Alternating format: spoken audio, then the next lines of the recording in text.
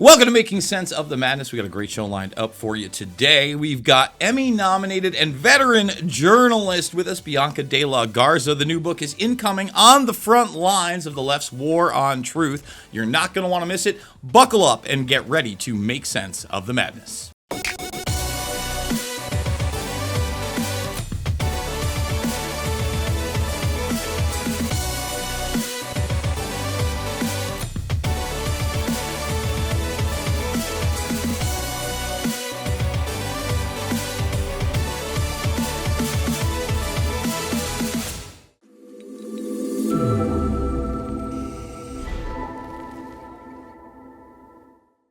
And we are back. We are now joined by Bianca de la Garza.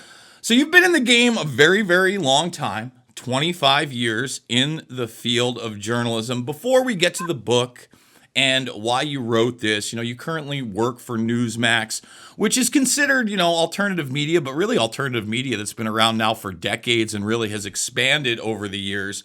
What is your viewpoint on mainstream media, alternative media, the journalistic field in general over the past couple of decades? Because obviously we've been seeing a reshaping in the last 5 to 10 years of a very outward agenda. But at the same time, there was a huge media shift into 24-hour news networks post CNN, especially post 9/11, where all of a sudden Fox News, MSNBC, and all these other 24-hour networks became big players. So what have you seen over the years? Yeah. Well, first off, it's great to be with you. And thank you for having me to talk about, some of these really crazy times we're living in. And I think the media plays such an integral part of the disinformation on some of these networks. So, to have these conversations are vital, I think, to a functioning society. And I don't say that lightly. You're right. 25 years in the business, there was I guess you said, an explosion of sort of people gobbling up more cable penetration, airtime, but with all the bias. And I think it's a badge of honor that Newsmax is one of the independent networks, because we can talk about God, we can talk about how Kamala Harris was installed, and we can talk about everything. And we're on, millions of cable channels, and we just got on YouTube TV. So, it shows a thirst for shows like yours, voices like mine, because people now aren't playing the game anymore. And I believe that alternative media is going to be the future.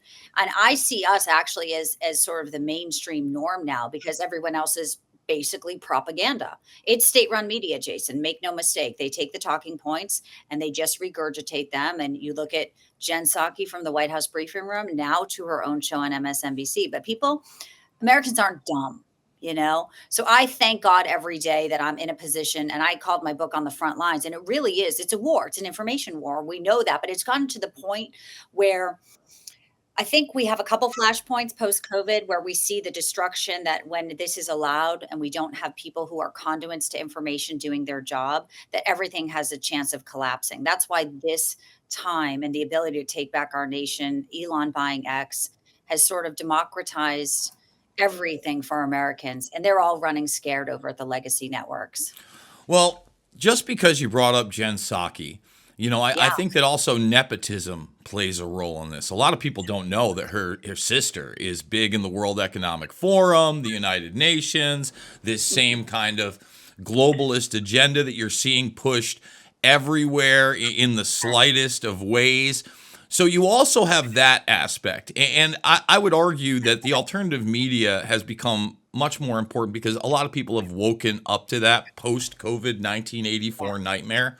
A lot of people were still hanging on to the New York Times and all of these other networks. A lot of people still are, unfortunately, but that was the push and shove, I think, that at least moved a lot of the conservatives in that direction. I've been politically homeless for years. I got to be honest with you.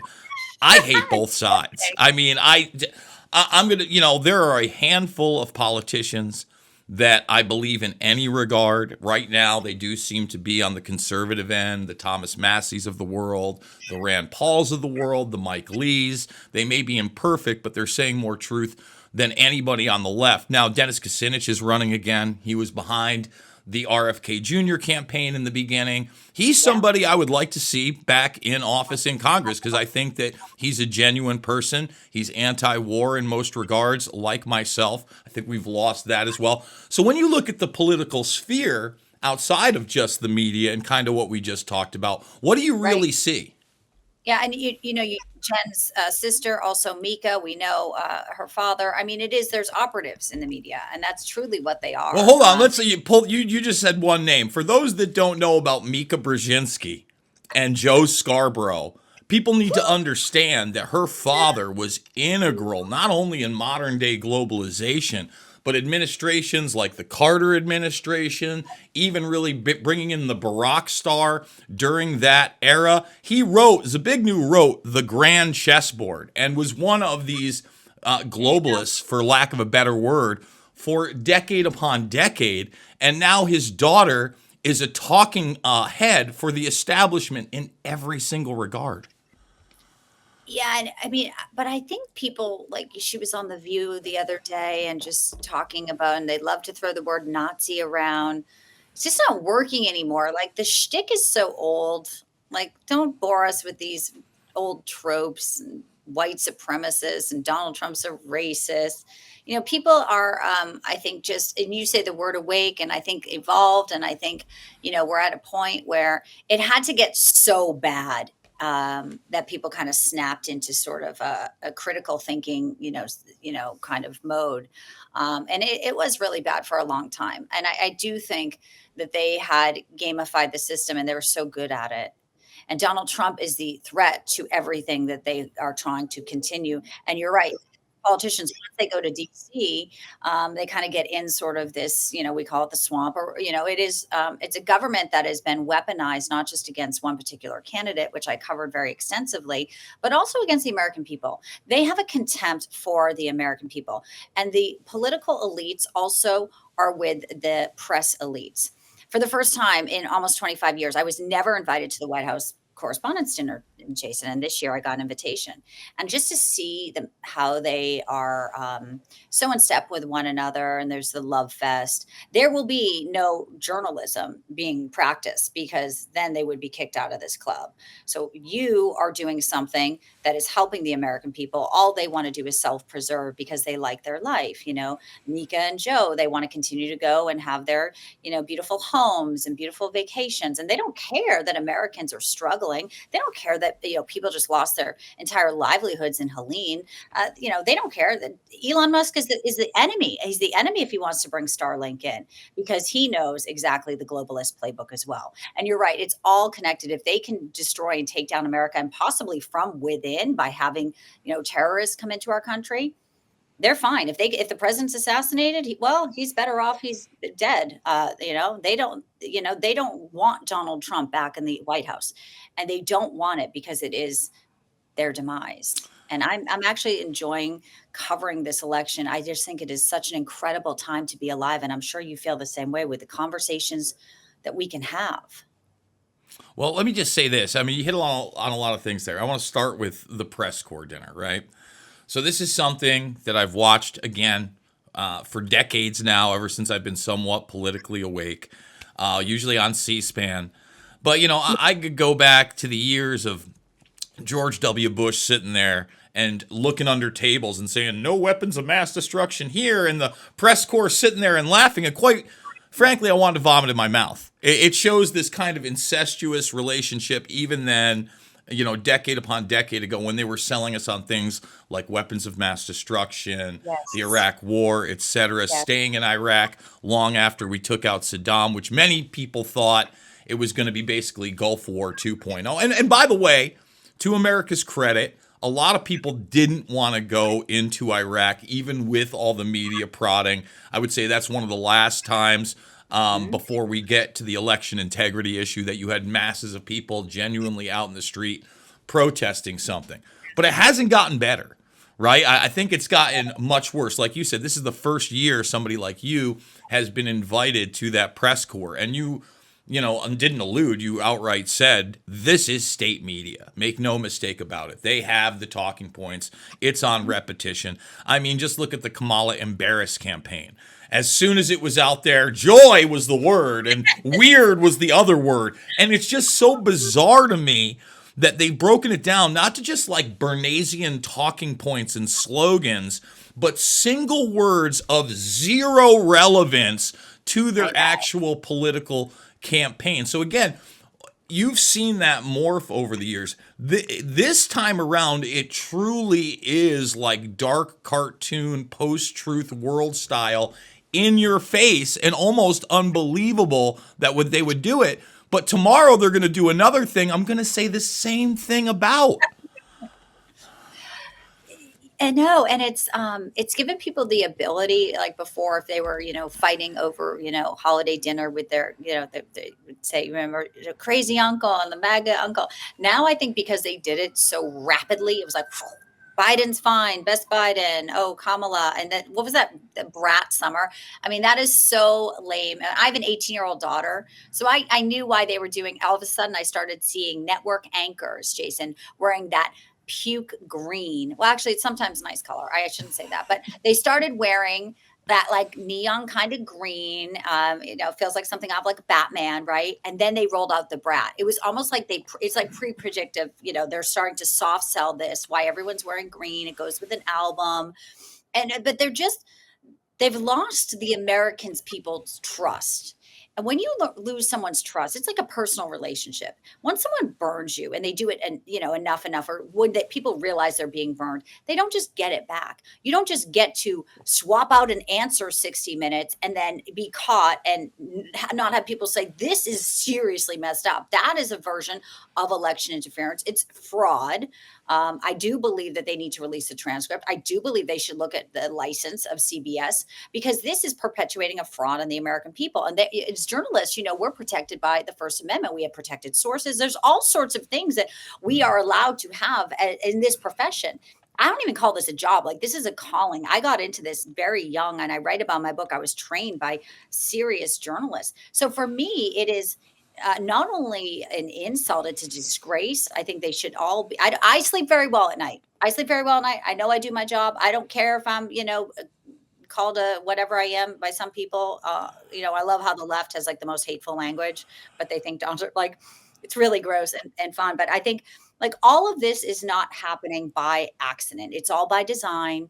You are aware. And the more we can talk about it with people, I think they just have to get over like the rub of like, yeah, I fell for it for so long. But they don't have your back. Elon Musk is like enemy number one right now. And it's funny because it's like the billionaires and they're all sort of circling now. And I don't know if you've covered this, you probably have, or they're kind of saying like Donald Trump may be coming back. So trying to like kiss his butt now. Well, I mean, all right, so let's get into it. And like, there's all these reports that now people are like calling, but not saying they're calling him because they know like big tech is like over. I think there's a lot to hit on here. First of all, like with Musk, I'm a huge critic of Musk, but not these ridiculous reasons that he's giving us too much free speech. First of all, free speech is a very low bar as a baseline. We shouldn't even be debating that. But as far as America was ripped out of our hands. I mean, I get it. Twitter, X, whatever you want to call it. It's the best house in a bad neighborhood at this point, by far. Like, it can reach the most people. You can say the most things without a fact check here and there, but they're still shadow banning. They still get rid of accounts constantly. Naomi Wolf just got banned a couple weeks ago and then got back on through Alex Jones, ironically. We talk about censorship and we talk about all these other things. I actually... Jones is on Twitter, which is good. Yeah, which is, listen. And there's a lot of unfiltered clips, so it's like... Which is huge. Listen, again, you talked about the fact that journalists are protected by the First Amendment, and one of the things is you're allowed to be wrong, okay? Like if you're genuinely putting stuff out there, there are instances of defamation, but sometimes you generally just get something wrong, and then you have to retract or correct it. That's how this system used to work. It didn't. Yes and no. Yeah. You're. I'll push back just a little, and only because my goal is to never be wrong. But am I a robot? Am I perfect? No. But my goal is no. I don't think we actually. I think we don't get too much of a pass to be wrong in certain ways because.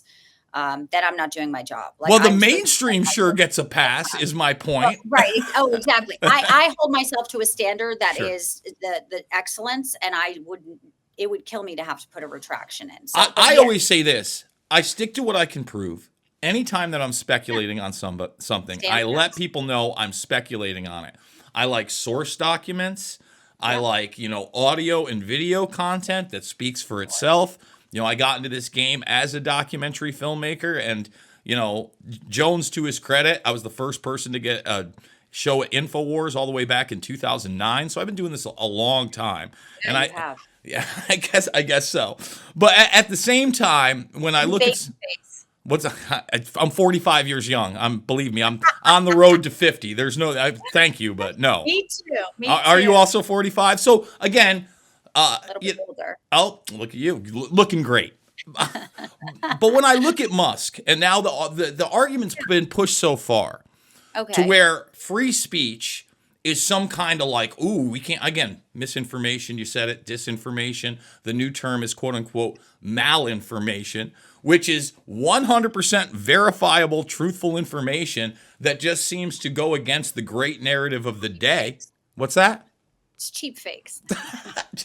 Again, new terminology coming out all the time that has no basis in reality other than to be a buzzword to sound dangerous to a certain segment of the population. I still can't make money on YouTube. I still can't take out ads on Facebook, right? I have no real competition there. I was actually alarmed a few weeks ago when Hillary Clinton came out. She started talking about freedom of speech on the internet, but then she also talked about 203.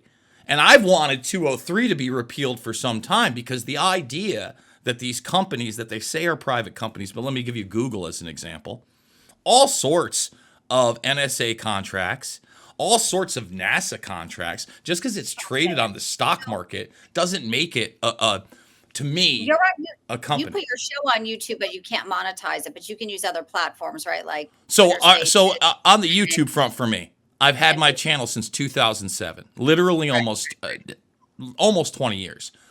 During COVID, I started to get demonetized. So I was monetized. I hadn't posted. But you're still on YouTube, even though you're not monetizing YouTube. I have been kicked off of YouTube 5 separate times. In other words, the channel completely taken. And the only way that I was able to get it back was to use my audience on Twitter or X to shame Team YouTube. And every time I did that, I got my channel back. So now I have a channel that has no strikes on it, but every time I try to monetize it, no bueno. Doesn't happen. Depending on the volume that I post on YouTube, say I post 5 videos a week, there is no doubt that 1 to 2 videos from my past will be taken down. If I leave it alone, maybe not. But just last week, they took down another one of my Bill Gates videos. What's the incentive to still do YouTube when you have like X and you have Rumble and other places? Go tell that to somebody else on the street. Hey, are you on YouTube? They don't have a Rumble. They don't have an X. They have maybe an Instagram, which I don't use. Like a TikTok I haven't used because, I wasn't a 14-year-old girl sitting there trying to lip sync to videos. They've changed the format. But YouTube was... they know it too. They know they have sort of the monopoly on this. Yeah. Well, YouTube was a viable option for me to actually make a living independently, even when they would demonetize videos, as long as I was still monetized, because I was able to live stream and through super chats, I'd be able to make, I wasn't killing. Elon lets you monetize, right? I know. We'll get to Elon after we take a break in a minute. But with YouTube in particular, even after they fully demonetized me, I was still able to game the system to a certain extent by having a GoFundMe. And if you wanted to super chat me, you would go to the GoFundMe, which I would keep up, and you could ask a question there. And that worked for some time. Then I covered January 6th in D.C. That week. GoFundMe banned me. You need an agent to agent your deals, man. I don't. This is all. I don't monetize any of my stuff because I'm just doing my stuff on Newsmax. But you need an agent. You need some. I so don't want an agent. I don't want any of that. Content, huh? I don't want any of. I just want to be able to do it. Even in the pre-show, I do my own thing. I run my own show. I might be hosting the 4th hour of Jones today. I'll be running that myself. The less, the better. But all these individual avenues that I have. What's that? Yeah, you gotta you gotta take on the system. Well, again, I talked about how GoFundMe kicked me out, but then other platforms, like I'm on Buy Me a Coffee, they want me to get a Stripe. Stripe rejected me several years ago, twice. No, it's kind of frightening too, because it is sort of evidence of how they can. I know you wanted to come up and take a break, but how it is sort of that social engineering and social credit, and we want to get away from things like that, where they can freeze your bank account, freeze your GoFundMe, and we saw that happen during the trucker protest, and it was criminal that what they did to people, and we How, saw it, we reported it, and it's a big problem, and I think Donald Trump. He's the type of candidate, though, that would want to solve these problems. He would want to have conversations. He sits across people from Silicon Valley or AI and say, we need people, and the government should not be running AI. Like everything this left government has yeah, but they touched are. But they, so you just mentioned AI. Are you aware of fire. the chief AI officer program that has now been put into place almost 5 months? Oh yeah, these people shouldn't be nowhere near any of this. But For but it sure. is set up a Bureaucracy and system. AI is a very dangerous, and that's a whole other podcast. But yes, I understand this is the type of technology that could be very, very dangerous in many ways. And so we need smart people. We need adults in the room. We need people who can actually talk off a teleprompter, and that is not Kamala Harris. We She need can't people who talk on a teleprompter. Let's be honest. I know. She's petrified to go on Rogan. She's petrified to be in any type of situation that's not just a soft selling, view type mentality. And I think, but here's the thing, Jason, it's not gonna float with the American people. We have this is going to be a referendum election. This is a take back our country moment, and people see it, and they see what they've done to their kids. They see what they've done to their finances. So now it's like people who may not have voted for Donald Trump before because they didn't like mean tweets. They're now like, yeah, wait, the news is fake. Donald Trump was right. There were no more wars. This is a referendum on the establishment. Let's take a break before we do. I know you got this nifty little QR code here. Tell people about it. So if you put your cell phone up to the camera in the screen right now, it's super easy. It takes you right to the page where Incoming is, my new book on the front lines of the left's war on truth. It is a war, and it's on Amazon. I'm so excited. We actually are in like number 2, number 3, and I think number 6 and 7, because there's a hard copy, a paperback, a Kindle, and audio. So we're really on fire, and it's great to have the support from folks like you, Jason. So we try to make sense of the madness every single day, but it's going to take a movement, I think, continuing on, because Donald Trump, even if he gets into the White House, it is more than just one candidate. We have a whole new generation that we have to like raise back into what we want our culture to be and what are the values that we espouse. We're going to take that break. We're going to come back more after this. Hey folks, it's your buddy John Rich here and co-founder of Old Glory Bank. Let me ask you a question. Why would you trust your banking with people that hate you? Well, you shouldn't.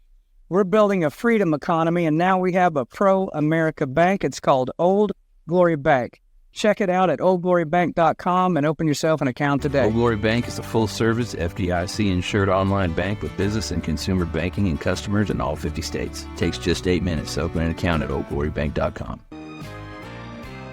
I couldn't give anything a higher endorsement. I would be remiss had I not include Cardio Miracle on my very short list of secrets. It's the real deal. It's a real product. It's not another supplement. I'm operating about 6 to 8 hours, and I've noticed that being on this Cardio Miracle has made a huge difference. Since I started taking Cardio Miracle, about 8 months into it, the benefits have been fantastic. If I get hungry, then I just have a Cardio Miracle. Not only is it safe, but it's necessary to take Cardio Miracle to stay well. This let me sleep. It's feeling with more energy, more get up and go. And it's all because of what this company does. For me as a doctor, Cardio Miracle is a staple. Cardio Miracle to me is hope in a glass. To try Cardio Miracle for yourself and get a special fan discount, go to the host page right now and click the link for Cardio Miracle.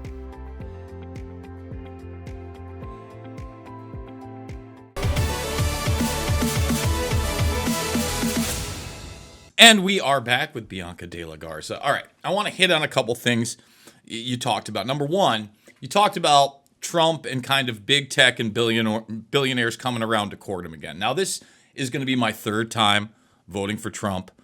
I don't think the guy's perfect. I still think he was by far the best president of my lifetime, hands down, for a multitude of reasons. One of them being within the first week of his presidency, there was more money in my paycheck. I think that was huge for most Americans. That was a real thing that actually happened, that as much as they tried to demonize and say it was for rich people, yeah, they got their tax cuts, but we did too. And that's about to run out. And they're not going to re-up that if he's not back in office, despite what they say. Too, about what rich people employ people. Like you can't just like hit the business people who are employing Well, people. let me say this. I hate the 1% deal. Every time, like that was my big beef with Occupy Wall Street, because it's not the 1% I'm worried about. It's the 0.001%, like the 1 in 100,000. If I'm in a classroom and out of my classroom, and like I graduated with 54 kids, right? Like I went to an ultra small school.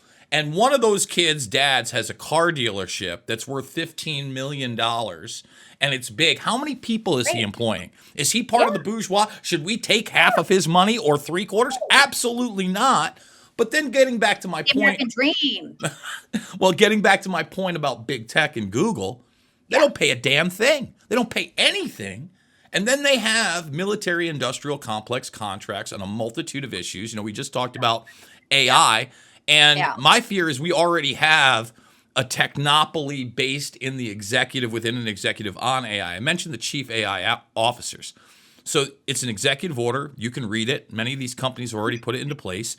Yeah. They have to have a chief AI officer with a certain security level clearance. Right. And no one is exempt from this except for the intel agencies. Okay. So now the intel agencies have carte blanche on the hardware and the software of every other company that has to report to the executive. That's not freedom, okay? And that is very, very alarming, especially when we've seen what some of these AI products that have been put out. Google in particular, their image generation tool that wanted us, that when we type in a World War II German soldier, comes up with a black man in an SS helmet. That's not real. Even, I'm a big Photoshop guy. I've been doing that for decades. I do my own thumbnails. Even the restrictions in the generative AI on Photoshop of unable to use certain keywords, etc., is very alarming. And I don't see it expanding. Even Grok, supposed to be the free speech one, typed my name in, lied about me in the first sentence, and it took 4 prompts for it to admit it lied about me, which it did. Wow. It said that I just questioned the existence of people. Like, I'm like, I've never questioned the existence of any individual ever. I go, show me who it is. And then in 3 prompts, they're like, oh, it was our mistake. We made a, oh, really? And that's why it was the first thing you said about me? Bull snap. And that's why even when they were talking with the Alexa and they were like, how do we vote for Donald Trump? And they put in like all this stuff about how he was like convicted. And then they're like, how do we vote for Kamala Harris? And they're like, Kamala Harris is the best ever. And, you know, having a Brett Summer and she's so great. And, at first should be the first, you know, black president woman. And so it's all but that's what I'm saying though. So that story about the Alexa was something someone posted on X. Then all the media, you know, not everyone, of course, you know, God forbid legacy media would ever say anything negative, but we all kind of report that. So that's like another layer. Listen, it's not gonna be instantaneous because they've been doing it for so long. And we've actually been on the other side of like offense and kind of, you know, when you're in sort of a survival mode of like trying to feed your family and you're not going to be in this as we are, but we're in the fight. So everyone's kind of on that hamster wheel, but then it's going to happen. It's happening and it's happening quickly now because they're accelerating on their side. Like hurry, put this game plan into it. But it's also happening fast on the other people's side. So the pendulum, I think, is going to swing very, very quickly the other way. Now, I know you were saying you have a beef with Elon. I've heard that argument before, and you know, white hat, black hat, and all that stuff. Ugh. But I I don't even like that. I don't even like that either. But I do go by people's character, and here's what it is. It wasn't very, you know, remember a few months ago, he was like, I'm not getting involved, this and that. Now, yeah, sure, he was siphoning money probably to, you know, political candidates. Everybody does that if you're in industry. But, you know, I just look at people who at some point say, you know what, I'd rather be unpopular, but no, my moral compass is straight, like my convictions. Tulsi Gabbard's another person like that. You know, she could have had everything if she stayed with the Democratic Party and she was their rising star. But let me say this. Would they have really been popular? They would have been popular with the kids that are trying to push a narrative with the mainstream media, but with the American people, hell no. Look, I think that you have self-preservation position, Jason. Not Yeah. everyone's bold enough to say, I'm okay and I'll do this because for the greater good and not monetize my video. Some people, it really is about the almighty dollar, and power is very persuasive. And to have power and to be, in that system, to step away from it and say, but I don't agree with it. It does take fortitude, courage, and we have to have leaders like that. We have to applaud people who are bold and courageous. Donald Trump is one of them. And he doesn't say it maybe in the most eloquent way, but he says it in ways where the adversaries are shaking. He's having chocolate cake with Xi at Mar-a-Lago saying, I just bombed. Like, this isn't normal for most people. So their little bird brains on the left can't synthesize it because they don't have that type of chutzpah. They don't have that type of ability to sort of wheel and deal. But he's a business guy and he's brash and he gets stuff done. So yeah, I think people are kind of going like, wait a second. Do we want like the Tim Waltz and the Doug Emhoffs and these men who are like these soy boys, or do we want real men who are strong? I'm a very traditional, I'm a strong believing Christian woman. I'm a traditional person. Like, I think men should be men, women should be women. I have no problem with that. And it's these identity politics that are setting us back into wars, poor policy, inflation, a debt that is going to be burden our children and children's children for decades to come. And that's the type of system that you vote for if you vote for Kamala Harris. And then the other system with the Elons and the Donald Trumps and RFK Jr., Tulsi Gabbard, are change agents, people who have built stuff and done other things outside of politics, not career politicians. They see the world very differently. Well, let me just again say about Elon. It's not a white hat, black hat thing for me. It's the fact that he's the #1 defense contractor in the world. It's the fact that Starlink, the main concentration of it is over in Ukraine, where they have the most satellite receiver dishes because they hook into the Ghost and Sidewinder drones. By the way, he tried to pick a fight with Putin before that kicked off, literally challenged him to one-on-one combat, and then got in a fight with their space minister. A lot of people want to talk about the nukes from space in Russia. This guy was talking about it with him 3+ years ago. Anybody can, I talk about it in my lectures. Then you talk about the transhumanist aspect. You said traditional, men and women. I'm 100% with you. This is the guy behind the brain chip commercialized. His main competitor is BlackRock Neurotech. Yeah, go ahead. Let me just because I'd love to get because Bezos owns the Washington Post, also has a rocket company, Yep. also has Amazon. Blue Origin. Whereas he's serving the American people. I think Elon's intentions, and yes, no one's perfect. Of course, there are things you can criticize. I don't blame him for having defense contracts. He's gaming the system. Right now, it's like, oh gosh, but he's also fighting back BS lawsuits with the FEC. He's also having people come after him economically. This NewsGuard BS that's going to grade news. They're getting State Department contracts. Then they come out and they say advertisers don't. They tried to shut him down with an economic hit job and said, don't advertise on X. So he's putting up with a lot of grief and stuff where I see Bezos and his, girlfriend, and they're on his yacht, like living their best life. They look ridiculous. You're right. They look ridiculous. I'm not Bezos all Jew stuff, but let me push back a little bit. But at least he's in the fight, and it may not be perfect, and it may not be clean, but it's also. I don't try to judge people's decisions because I'm not in that position, and I'm sure there's a little bit of horse trading that goes on. I just have a hard time believing that he's in charge of all these. The Boring Company. What are they really? It's not a flamethrower company. They're literally digging out facilities for the military-industrial complex, are government facilities, and they're subcontractors. SpaceX surpassed Boeing as a defense contractor. They keep talking about the moon and Mars. Boeing's a mess. Boeing shouldn't even. Well, I think that's again for somebody that's looked at this for a long time. I might die if I whistle blow. I think that that's a destroyed by design scenario where they're kind of most people don't even look at Boeing as a military industrial complex contractor. They look at it as, the planes they get on at the airport. It's much more than that. I see the SpaceX being a rebranding of Boeing, NASA, etc. While they talk about the moon and Mars, we're really on Star Wars probably 4.0, and that's the strategic defense initiative from the Reagan years. There's a huge expansion on that. And then he's also a big part of the green movement. He still hasn't rejected this idea that carbon is a bad thing. Listen, Tesla's not a car company, and EV, and as an EV company, there were plenty of them out there that were mainstream. They just weren't government subsidized. I'm not sure that you're aware of this, but without Tesla, They don't print up all these hate and lie shots. They partnered with CureVac just before they started printing these things up. They built the micro nano factories, and Elon Musk during that time period increased his wealth 600%. So he made more money than capitalist. Well, again, he's going to tell, but you got to understand, he's going to tell everybody he's vaccine injured on the shots he printed.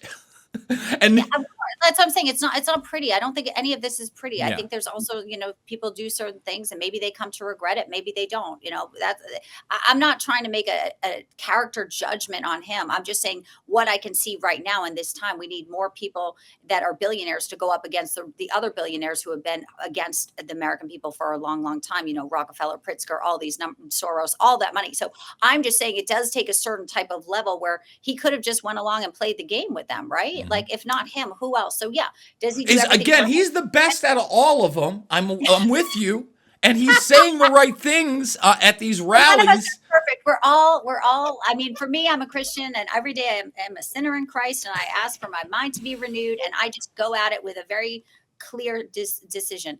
Is this going to help America? Is this going to give them information? I'm in a role that I have been, for whatever reason, placed in a long time. And I just take it so seriously that I try to discern the information in a way that's easily understood, going to get people interested and to read more about everything you're saying. Like people hear this podcast, like what? I didn't know that. Information is more than knowledge. It is power. So they use it against us. We have to use it for us. And that is sort of the mantra and the sort of belief system that will only get us to, I think, a better place. And it's not just being left or right. It's just kind of like living in a community. Like we are here. We're here to help other people. We're here to build, and we're here to enjoy this very, very limited time we have on this earth. And so I'm not opposed to people who want to, I don't even think Donald Trump's totally against, electric vehicles. It can't be mandates. It can't be forced on people. People need free choice. We need free will. That's what this country was founded on, freedom. And every single day we continue to be oppressed is one day longer that people are going to say, wait a second. Like, I've got to rewrite the system. Very few candidates will give you an opportunity to do that. Most people, it's going to be the same. Now, it's not, like I said, none of this is perfect, but it's what we got to deal with. And these are the choices in front of us, right? These are the cards we've been dealt today, right now in 2024, Jason. Let me just say this. I can't agree with you more that you should absorb and take in as much information as possible and then use the D word. Discernment is a huge, huge thing. How much available information do you really have? Where can you counter that anywhere, and then have the discernment to really see what is reality based? We got to take another break. Let everybody know how they can get the book beforehand. My book is on Amazon. This is the QR code. So if you don't want to type in Amazon because you're busy and you have too much on your plate, just hold your camera up and your phone and it will take you right to the page. So incoming and on the front lines of the left's war on truth. And I feel like you are doing the same thing as me. And it's a good place to be right now. All right, we're going to take another break. We'll be back with Bianca de la Garza after this. My name is General Mike Flynn, and I want everyone to know that I stand fully behind Beverly Hills Precious Metals and its owner, Andrew Sorcini. We are facing one of the greatest periods of financial uncertainty in both American and world history, and so now is the time to organize your finances. With the advent of the BRICS pay system, we need to now seriously consider how we can take better care of ourselves and our families and start some serious decision making when it comes to our wealth. You can also ask about their newest 2-ounce coin of yours truly. It's an absolutely great gift, and I am deeply honored to be part of history, as well as helping people protect their finances, their wealth, and their investments. So visit gold.generalflynn.com. Tell them the General sent you. Thank you so very much. God bless you, and God bless America.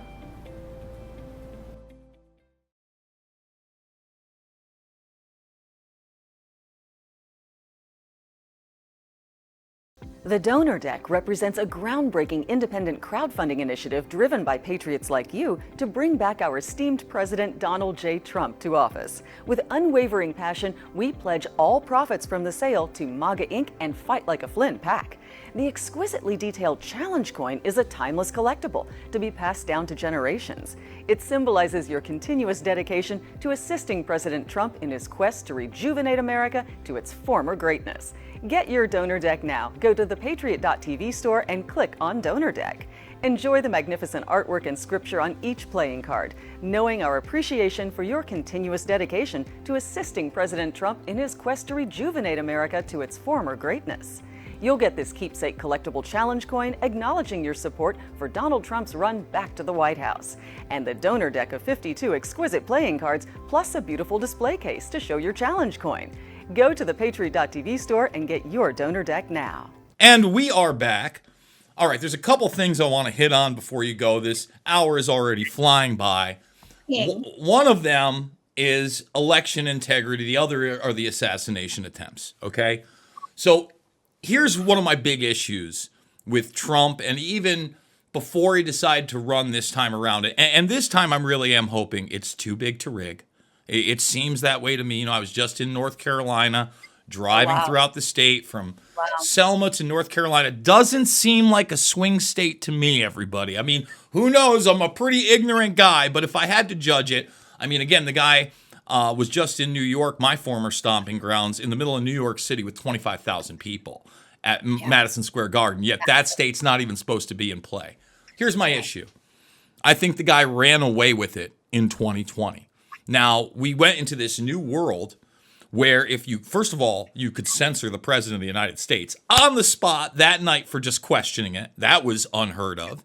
Then, after the fact, you had a multitude of court cases to try to challenge this, and have challenged elections before. You look at the hanging chads of the 2000 election, a lot of things were postponed. Courts actually looked at a lot of those cases. Not this time around.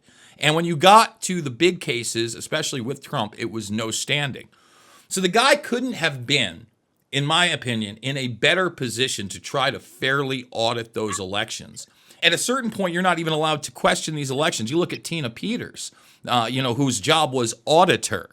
She didn't try to change anything. She tried to take a digital digital screenshot of all this information and give it to the public. She's doing 9 years in prison. So with all that occurred in 2020, and the fact that he got more votes than anybody else, other than the golden boy Joe Biden, 81 million votes strong, ever, tells me that there are still mechanisms in place, in my opinion, to steal this election again, no matter how big it is. So what are your thoughts on that? I think you started with something that is really powerful, and that is that people are out and they're voting now. And I think it is a right now, the polls are showing it very tight. So I think the most important thing is people are making their voice heard. And that's all we want. We want people to get out. We want people to vote.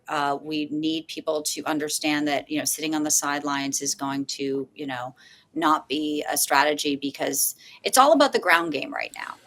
It's all about, I don't think there's I think there's very few people who aren't convinced on who they're voting for. And if they're not, they might just be sitting out.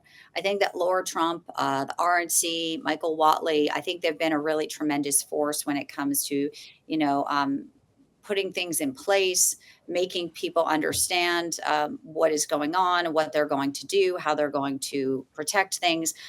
I feel like it's just different. And I do feel like the pain people have experienced is moving them to go to the ballot box. It is probably the most important vote most consequential vote in our lifetime. And it was interesting because Kamala said that at the ellipse, that this is the most important vote. And it's like, yeah, because you want the power and people are about to take it away.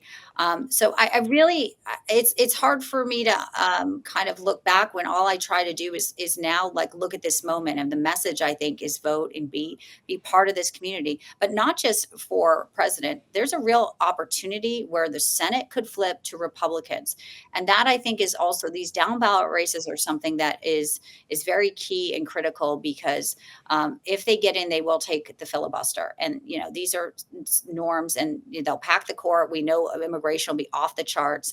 So I think the message sort of for me is more about just go and vote and be, like you said, just have it that too big to rig. People are lined up. I see it. I see the numbers and the early data coming in, but by no means is it we can sit back. I mean, these next few days are going to be a grind and grind it out, and both candidates are going to be at each other. And it's could get real ugly as far as the messaging. I mean, we heard Joe Biden call Americans garbage. I mean, they mean that. So let's just realize how much hate they have towards us, and try to um, be the bigger person. I thought Donald Trump's answer to that too was like, you have to forgive him. He doesn't even know what he's saying. And I do believe that this is going to be a reawakening and a rebirth. And you mentioned the assassination attempt. I think that also kind of gave people a permission to sort of look back and say, ah, it was a miracle in Butler. And I had just landed at the RNC, and I write about in my book, the last chapter is by the grace of God, because I do believe it was a miracle. I mean, you don't move, this is millimeters. This is something out of, uh, it's supernatural. And I think it's changed Donald Trump. I think a lot of faith leaders now that are people going laying hands on him. I think there was permission in our country to talk about God and miracles again, something we haven't had in a long time, because the left is a death cult. They want to kill babies. They want women have a right to choose, except what about there's someone else involved here, and it's the fetus, it's the unborn, and they're evil, they're dark, they want, children to be mutilated. So we had something kind of happen that I think it was like, wow, what if Donald Trump was killed? What would have happened? What would our country have devolved into? And then the second assassination attempt, and the fact that the Secret Service had all these issues, it goes to show, I think, that people are now going like, every day can be, it could go either way. So let's just continue to pray.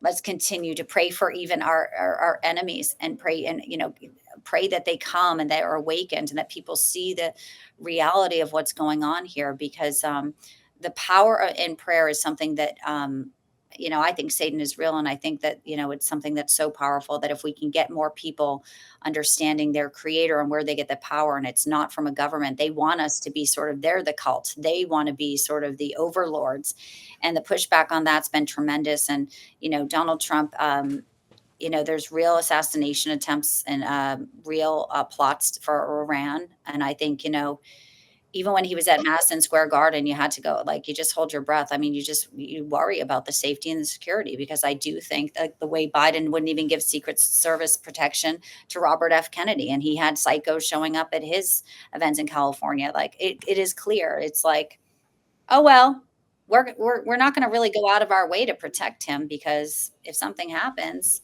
I really think they are that sick, twisted, and evil and dark. So let me just say this, as somebody who's agnostic at best and really doesn't weigh in on the religious angle.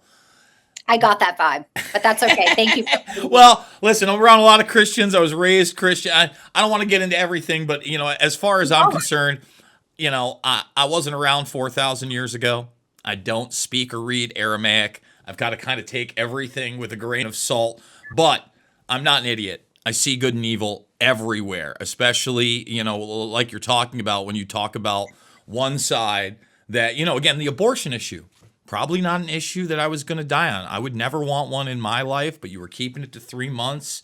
You mentioned 2 people. Really, I think a third person should be involved, the person that gets them pregnant. The idea that a father or a potential father has no say always rubs me the wrong way, and I can't believe people think that that's an okay thing.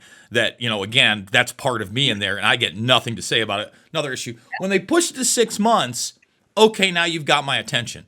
I'm a preemie baby. I was born at 7 months to a 16-year-old mother, right? And I was walking at another 7. So you're not going to tell me that that's not a life in there. What's that? Your mom was 16 when she had you? Yeah. No, I'm the adult in the family. It's a whole thing.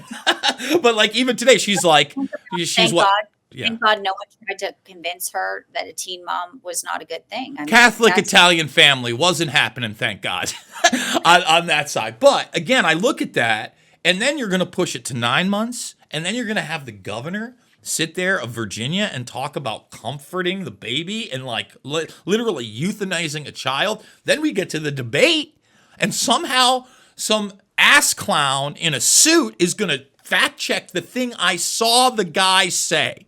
I saw him say it, and there's no evidence. Are you kidding me? Again, we're in this weird post-truth world We got to take one more break. I want to hit on some of the aspects of the assassination attempt because, number one, the media has pushed it to the side, but we also have an FBI that simply lied about that event under oath. The things that Christopher Wray said are absolutely insane and just factually incorrect. Final segment of the show, Bianca de la Garza is our guest. You can check her out over at Newsmax and make sure to get the book Incoming on the Front Lines of the Left's War on Truth. Final segment of the show after this. Hi, fellow patriots. How are you today? No, really, how are you? If you're looking for a way to energize, depuff, revitalize your skin, and maybe soothe some sore muscles, look no further than the Patriot TV store and the New Skin Renew Spa IO system. This is not your basic body massaging system. Nuh-uh. This has adaptive microcurrent technology that goes through these wonderful nodes on the bottom to really get in there. When you use it, you feel it just gently tickling in there and massaging everything. It's marvelous. And not only do you get the device, you also get a free tube of the special conductive gel to go with it. So there you are. You can depuff, you can revitalize, energize, and not only that, contour, firm, and tone. And we all want that. So go to the Patriot TV store now and get yours today from New Skin, the Renew Spa IO system. Attention business owners, are you ready to advertise to millions of loyal patriots ready to buy your products or services? Here is your golden chance to advertise with Jason Bermas and connect with his massive audience on Patriot TV and his incredibly loyal social media followers. As an advertiser on Making Sense of the Madness, you also reach his followers on the top social media sites. As Jason dives into complex current events and conspiracies, offering investigative analysis and thought-provoking discussions to uncover the deeper truths behind the headlines. When you advertise with Jason on Making Sense of the Madness, you're aligning your brand with integrity, loyalty, and a dedication to truth.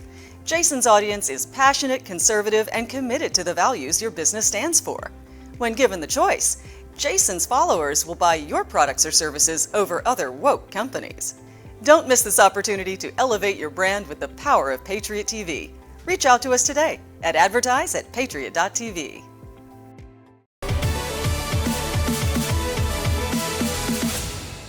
And we are back.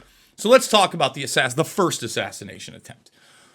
Aside from all the anomalies, the fact that you got this 20-year-old kid that supposedly has no digital footprint, the fact they find a van with explosives and then more explosives at his house, the fact that, again, you look at the kid and it's been reported that he was going to, or at least threatened to shoot up his school at 15 years old. Both of his parents are behavioral psychologists. His only job is in a medical facility. I would assume the kid's drugged up out of his mind, something that's not discussed. But then let's get to Ray. He sits there and goes, all 8 shots came from crooks. Imagination land. Anybody that even watched the initial video, you can clearly hear 2 volleys. Now, the congressional investigation comes out and says that local law enforcement engaged the guy. They have the person's name. He's a former National Guardsman. So that second volley is local police. He says that there is no doubt I hit him. And it talks about shooting him and basically also shooting the gun out of his hands. So Crooks has been disarmed. It's another 5-10 seconds while Trump is on the ground with Secret Service still on top of him that the kill shot from the sniper is clearly heard and caves his skull out. Seems unnecessary to me. They cremate the body in record time. There's no autopsy. And like I said, you got Ray up there saying all 8 shots came from Crooks, not real, and then questioning whether or not Trump got hit with a bullet. Not questionable. Clearly got hit with a bullet, wasn't shrapnel, and they also let people, not just on the left, and I think some of my friends in the alternative media were really guilty of this too, which is a damn shame, saying the whole thing was staged, and somehow Trump staged this thing to become more popular when the election. If they wanted Trump to win the election, they would just actually make it free and fair. That's it. They wouldn't rig it. Like if we had free and fair elections, this guy wins in a landslide, whether his ear is shot or not. So given all those things, what do you think of the Injustice Department right now? And the fact that we had the second attempt, almost as shady as the first. Let's say we get him in November. Isn't the next big road to get him sworn in January without another assassination attempt, without another shooting or a possible, car bombing, explosion, maybe even targeting his children, who I've seen up their security, and rightfully so. I mean, you talk about, if they had blown his head off on national TV, we're living in a different country, right? I think we can establish that. If he gets elected, and then he's killed before he's sworn in or shortly after, we're living in a way different country. And I got to admit, look, J.D. Vance is saying a lot of the right things, but he's also backed by some of those billionaires we were talking about, Peter Thiel in particular, who was the technology secretary under Trump in his first administration. So we only got a few minutes left. I know I just heaved a handful onto you. Nice. Go for it. What do you got? I'm actually a JD Vance fan, and I've sat down with him at the border back in August. I actually had the first exclusive interview with him after he was chosen and was being called weird and had the childless cat lady. I actually, I think as someone, and it was actually a day before his birthday. I said, "I hear it's your birthday," and he's like, "Yeah, tomorrow I'm turning 40, and I'm going back to Cincinnati to have dinner with my wife and swim with my kids." I asked him about how it was when he wrote, Hillbilly Elegy, and, it's a movie, and like Hollywood loved him, and he used to not like Trump, and, now his politics have changed. So their opinion of him has changed. Like, that's it. It's like, oh, well, we don't like you anymore. And, I thought he was very thoughtful. I think he is the embodiment of the American dream. And I think he's a very smart guy. And maybe he's saying things and you're saying, I don't put, I don't think that he is being controlled by anybody right now, but his goal to sort of make the world, in this country better. And I think it took, him probably kind of seeing what was going on with his family and his kids. And he had a lot on the line too, to kind of come the other way. But yes, I think there is not only a problem with the FBI, but it's all the alphabet agencies, right? And it is the weaponized government, and it's weaponized not just to allow sort of things that, turn the other way. Yeah, he wasn't hit by a bullet, all that. But it's not on the side of Americans. The DOJ right now in Virginia, is fighting the DOJ to put non-citizens back on the voter rolls. It just broke now that they are actually going to allow Glenn Youngkin to continue to purge the voter rolls. So I want to go down that rabbit hole for 1 second, because it's significant, because people who have been tens of millions let in under this, and then they're putting them back, they've identified as non-citizens. That's actually a felony. You can't vote in a federal election if you're a non-citizen. So these people could be deported, but they want to use them to get them to vote. So it's all so sinister, dark, entrenched, entangled. All these agencies have so much corruption at them. And we know, they called parents domestic terrorists. I write about Scott Smith, what happened in Virginia when his daughter was raped by a boy in a skirt inside a bathroom, and then they arrested him and moved the student. I mean, that's just a normal guy in Loudoun County. Part of the reason why Youngkin, was so popular and became governor. So yes, I'm not surprised by the FBI. We have whistleblowers on all the time. It was also the brave whistleblowers at the IRS who broke open sort of the Hunter Biden, then all the sort of the financial stuff that came across. And that was because the GOP got control of the House in the midterms. Bianca, we have run out of time. Final thought, final 10 seconds is, the distrust is real. Question everything. Don't believe everything you see. And the legacy media lies. And scan that QR code.